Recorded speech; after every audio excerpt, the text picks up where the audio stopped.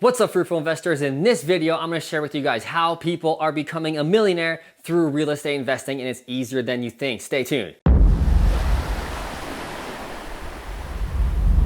All right, guys, so you know I love real estate investing, and there's a million ways you can become a millionaire through real estate, but I'm gonna give you what I think is the most tried and true, the most boring, and the most guaranteed way, which is what I love. You guys know I love boring. I'm a little baby. I don't like taking enormous risk. I take enough risk to make the money, but very calculated and strategic risk. I'm gonna share with you guys exactly how I became a multimillionaire by the age of 30 and how I'm helping so many others, clients and partners, do the exact same. So, number one, how do we do it?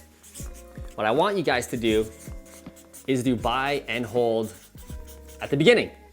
Why do we do this? You're gonna make mistakes. If you're a beginner real estate investor, you will 100% make mistakes, and I want you guys to make those mistakes in buy and hold. For example, overpaying on a property, maybe buying in the wrong neighborhood a little bit, attracting a bad tenant, over renovating. There's a billion things that can go wrong when you buy your first couple of properties that I can almost guarantee you will make some or all of them. But if you do a long-term buy and hold rental property, it's really not a big deal as long as you're buying in a general good area. So a good area that has good jobs, population growth, economic fundamentals, all the stuff I talk about in all my videos, which you can check out when I go deeper into like what makes a good area. But as long as you're investing in a good area that has jobs and people who want to live there, you can make a ton of mistakes and it's no big deal. For example, if you pay $550 for a single family property and it's really only worth $525, okay, and the market dips a little and you're like, shit, I just overpaid 25 grand.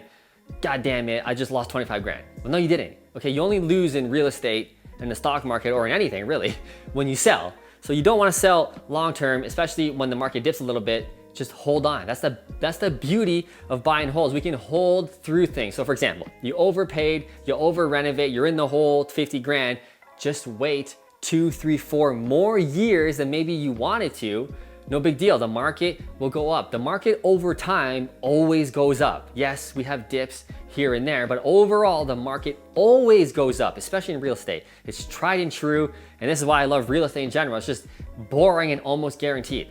So the reason why I don't want you guys doing flips or something like that at the very beginning is because if you did make those mistakes, overpay, over renovate, maybe bought in the wrong area, and you're doing a flip and your only strategy was really to flip it and you need to sell it in 30, 60 days later, okay, if you over renovated by 30 grand or overpaid by 30 grand, you're gonna lose 30 grand, okay? So we don't want that happening. So with a buy and hold, you can just kind of hold and just wait for the market to catch up to you and beyond and keep going up. So this is, and it's also just the most best way to build your wealth. Like this is how I made 98% of my money and my net worth was from buy and hold. I bought many different assets. So I don't want you guys just buying one house. I'm gonna draw a bunch of houses here.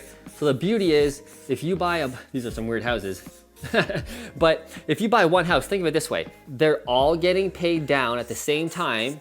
Okay, the tenant is paying your mortgage. And if you're buying the right areas, right, they're appreciating every single year.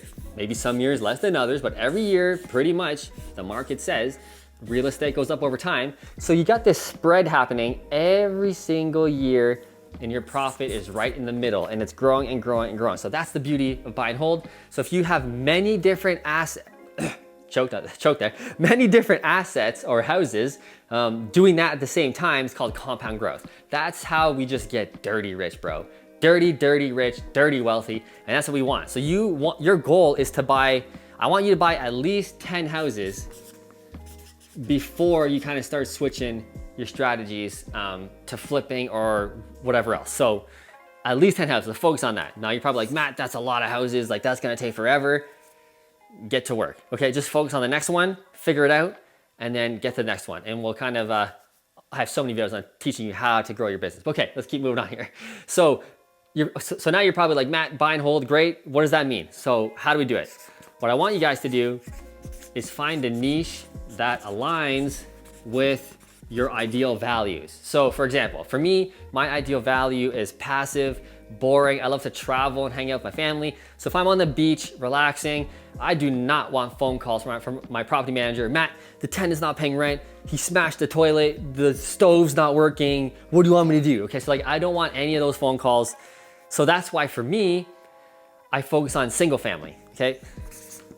Single family for me is the most easiest. It's boring. It attracts the highest quality of tenant in all of long-term real estate. Okay, so they're better quality tenants than multifamily. They're certainly better quality tenants than students. So that's why I kind of mitigate my risk as much as possible by buying those kind of properties. Those properties are low and slow. Yeah, I don't cash flow a crazy amount of money every single month, but in exchange, they're boring, they're predictable, they always go up over time. If I had to sell it in a pinch, there's always people looking to buy homes for themselves to live in, or investors. So I can sell to anybody, investors or homeowners. So I have many options. It's very liquid, you know, in terms of real estate, it's pretty liquid.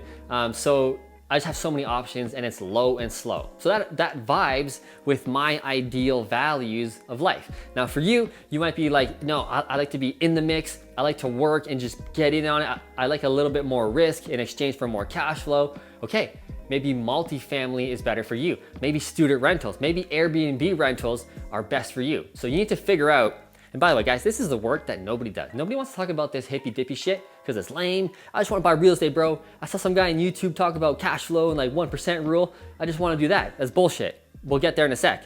You guys need to figure out what you want your life to look like, your business life and your personal life.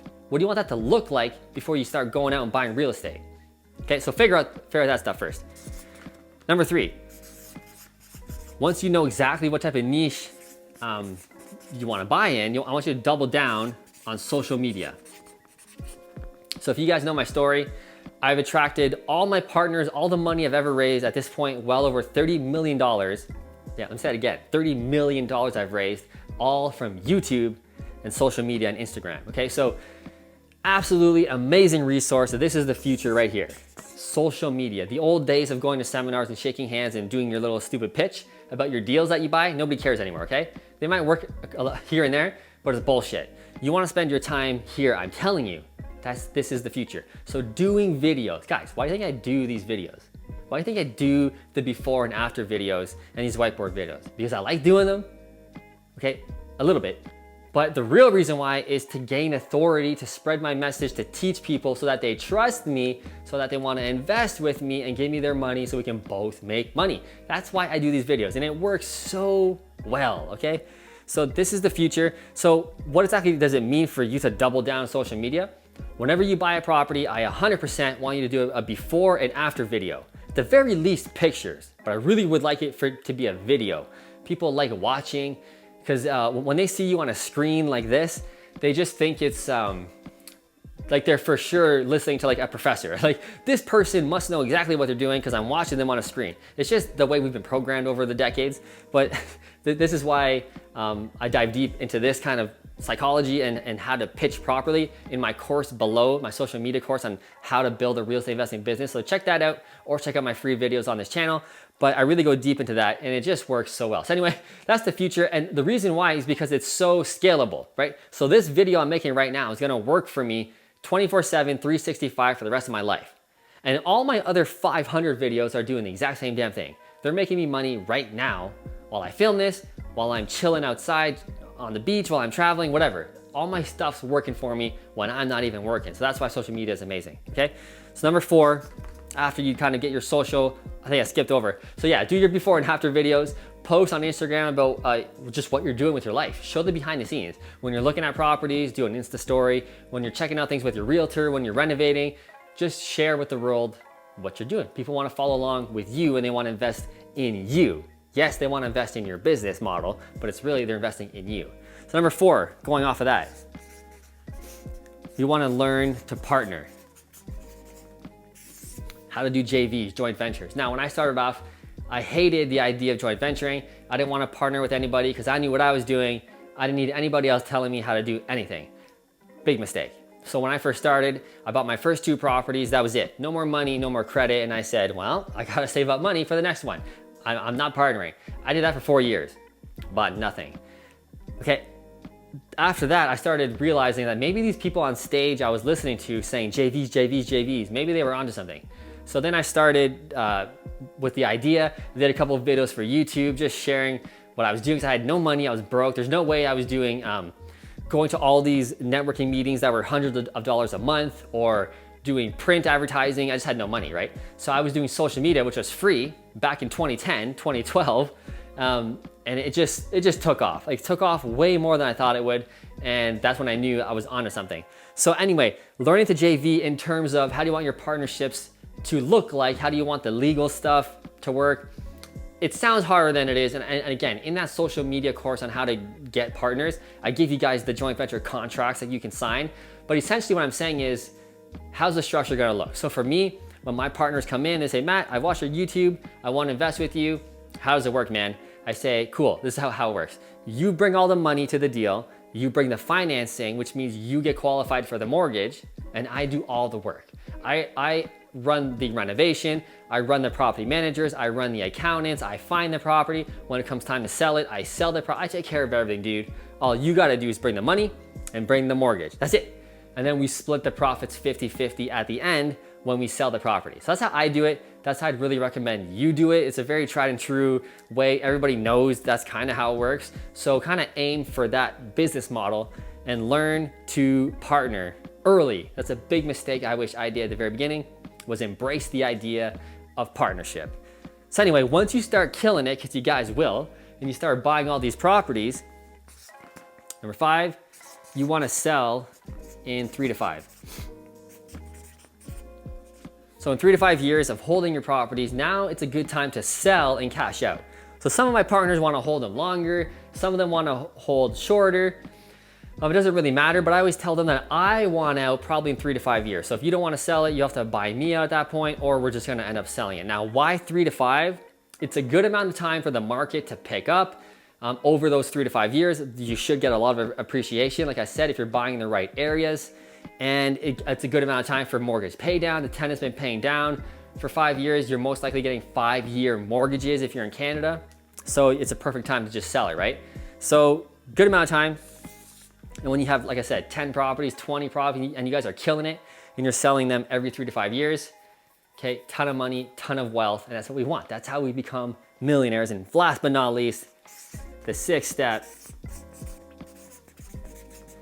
double down and repeat.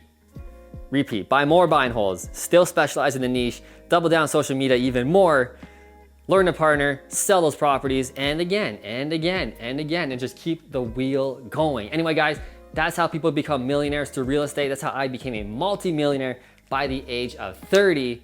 And it's the exact same blueprint. Like I said, if you want more dialed in on this strategy, check out those courses below. I got a ton of courses for you, lots of knowledge. If you like this video, if you learned anything, smash that like button. Also smash that subscribe button so we can see more of each other. I'll see you in the next video.